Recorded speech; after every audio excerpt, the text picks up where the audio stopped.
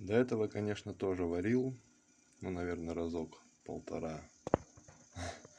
Длина швов тогда не превышала и 10 сантиметров.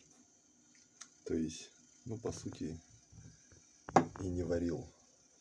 И вот я берусь за сварочник снова.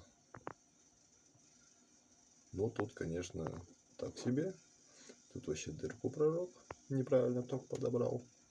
Но, в общем и целом, но ведь неплохо для второго раза.